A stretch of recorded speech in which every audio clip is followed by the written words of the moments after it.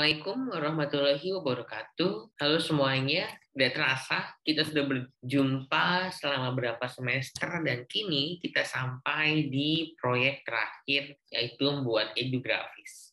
Nah, pertama-tama terkait edufgrafis ini saya akan paparkan video pengantar terkait hal-hal yang perlu diperhatikan dalam membuat edufgrafis. Nah, bagian pertama ini kita akan belajar bagaimana menentukan topik dan tujuan. Jadi, sebelum teman-teman membuat infografis ini, teman-teman harus membuat atau menentukan kelas berapa di SD yang akan teman-teman buat edufgrafisnya. Kemudian, dari kelas tersebut silahkan teman-teman pelajari buku siswa, buku guru, mana yang kira-kira ada bagian ataupun topik yang dapat dibuatkan edufgrafisnya. Nah, di sini ya kita akan menentukan topik, kira-kira apa topiknya, apakah tentang bencana alam, ataupun tentang daur air, ataupun daur kupu-kupu, metamorfosis, dan sebagainya, ataupun apapun itu, tergantung dari topik ataupun mata pelajaran yang teman-teman pilih. Misalnya kalau dari segi PKN, mungkin edufgrafis terkait Pancasila, dan sebagainya. Perlu teman-teman ketahui edufgrafis ini adalah sebuah bentuk dari gambar-gambar untuk memperkenalkan ataupun memudahkan siswa memahami suatu pembelajaran ataupun materi tertentu melalui gambar-gambar yang dibuat begitu ya. Jadi wadah untuk belajar melalui media gambar yang didesain sedemikian rupa. Selanjutnya, di sini kita setelah menentukan kelas dan topik, tujuan pembelajaran apa yang akan kita capai. Satu saja. Tentukan satu tujuan pembelajaran yang ingin dicapai dari topik tersebut. Ya, tidak perlu banyak-banyak. Satu saja itu sudah cukup.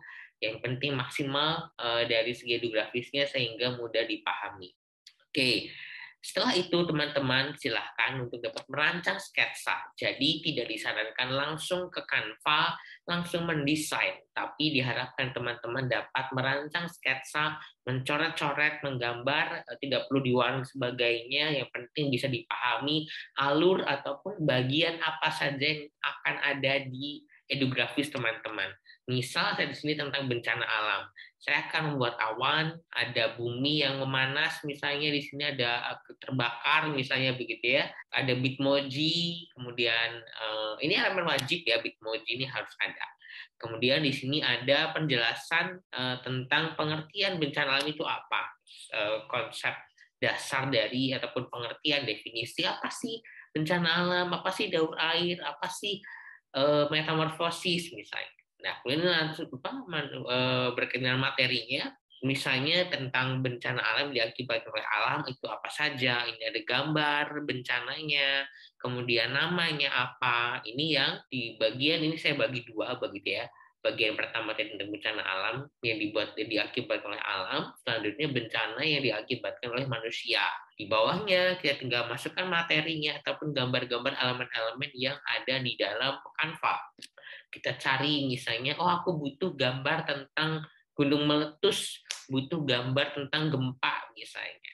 Kita cari apa, ada earthquake, ada volcano dan sebagainya. Kemudian diakibatkan oleh manusia, ada banjir, kita akan masukkan gambar banjir, namanya di sini, begitu ya, ada elemen-elemen apapun yang bisa kita tambahkan, kita desain, kita hias, gambar daun atau apapun itu.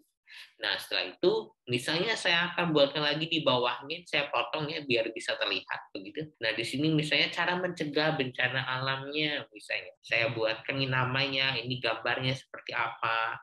Ini kalian bisa bikin background hiasannya seperti apa, misalnya di belakangnya ada gambar bukit, ada gambar apapun begitu ya, terserah teman-teman begitu.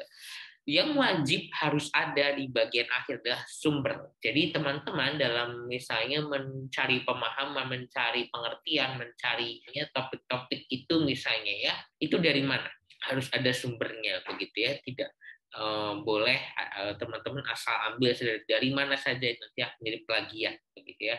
Buku siswa, buku guru boleh dimasukkan di sini gitu ya misalnya. Seperti itu.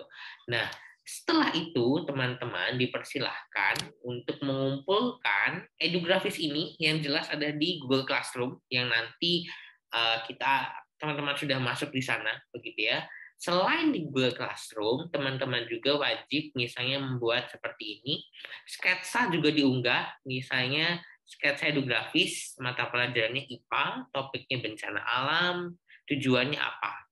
Kemudian kalau sudah selesai, silahkan tambahkan di sini, upload hidrografisnya misalnya, kemudian tambah misalnya di sini ketik nama dan NIMU di sini nama, kemudian NIM, nama siapa, NIMU A berapa begitu ya. Nah, setelah itu unggah di sini. Disarankan bentuknya JPEG ya, gambar, jangan PDF, jangan link atau apapun begitu ya.